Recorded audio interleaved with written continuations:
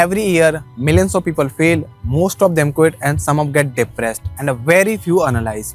Elon Musk belongs to that last category. He doesn't see failure as a pain, he sees it as information.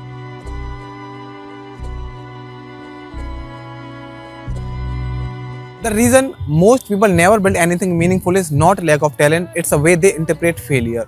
For Elon Musk, failure is not a setback, it's a measurement tool.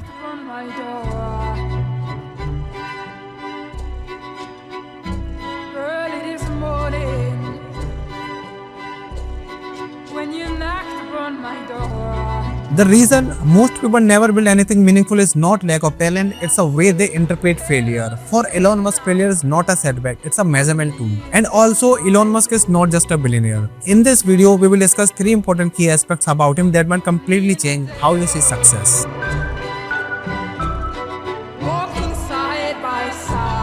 So point number 1, failure as engineering feedback. Most people treat failure as a feedback. They think I'm failed, I'm not good enough, this is not for me. For Elon Musk, failure is external. This is not who you are, it's what happened. There's like some entropic basis for this. Like there are many more ways to fail than to succeed.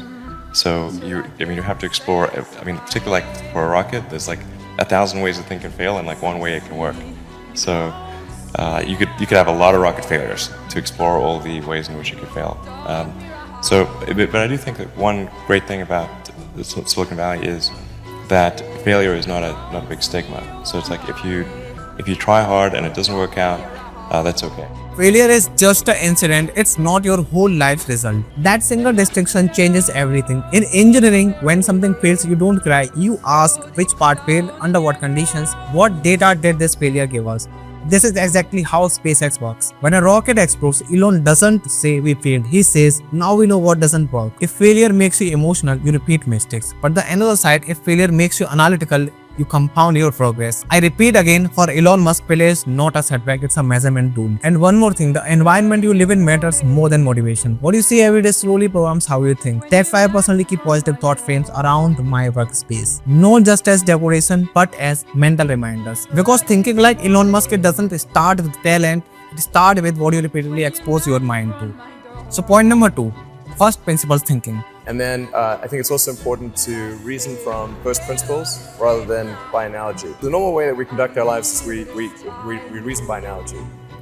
We're doing this because it's like something else that was done, or it's like what other people are doing. It's kind of mentally easier to reason by analogy rather than from first principles. But by first principles is kind of a physics way of looking at the world. And what that really means is you kind of boil things down to the most fundamental truths and say, okay, what are we sure is true or as sure as possible is true? And then reason up from there. That takes a lot more mental energy. Most humans think by analogy. They ask, how is this usually done? But the another side, Elon Musk asks, how is this actually made of? That's dangerous thinking because it destroys assumptions. When experts told him rockets are expensive, he didn't accept it. He broke the idea down: aluminium, titanium, carbon fiber, labor. Then he asked, why I'm paying 10x for something that costs 1x to make?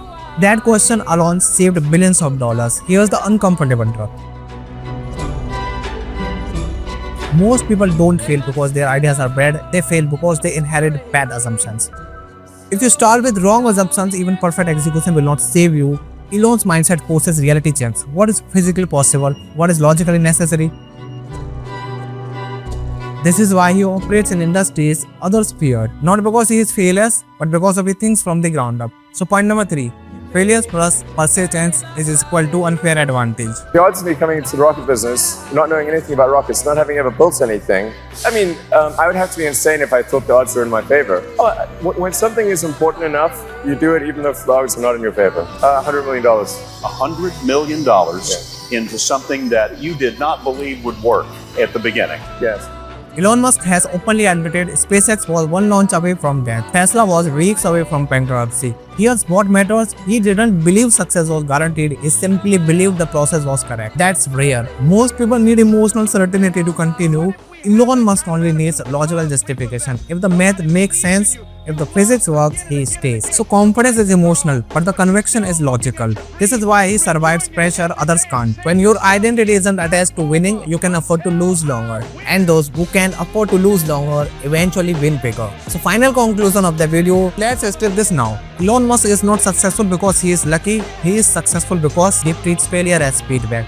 He thinks from first principles, he separates emotion from execution. This is not philosophy, this is a decision-making system. And systems beat motivation every time. So I repeat again, for Elon Musk, failure is not a setback, it's a just measurement tool. So if you are serious about upgrading your thinking environment, I have shared something simple in the description, positive thought frames that reinforce the kind of mindset we talked about today. No pressure, just something that helps you.